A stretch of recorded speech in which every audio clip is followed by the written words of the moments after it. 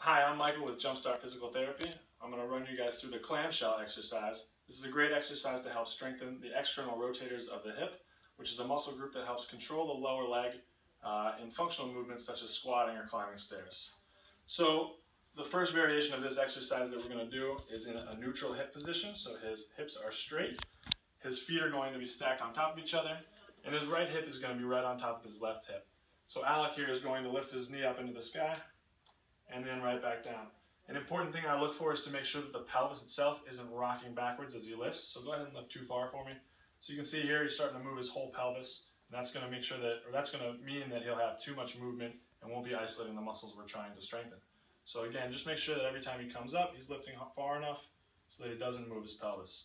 Now, one way that we can change this exercise, I'm going to have him slide towards the back of the table here. We're going to bring his hips into a slightly flexed position. So I go for about 45 degrees. Again, his feet stay stacked on top of each other, and he's going to do the same movement, again watching for movement through the pelvis. Now, a nice way to increase the challenge of this exercise is to add a resistance band around the knees.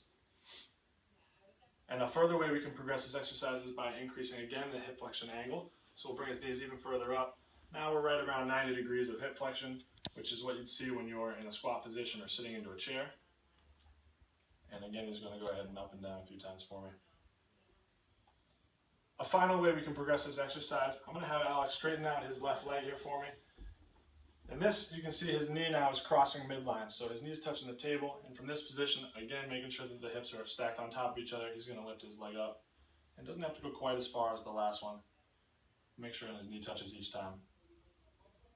So again, a great exercise progression that you can work. It's an entire functional range here for the hip. And it's really going to focus on strengthening the external or lateral rotators of the hip.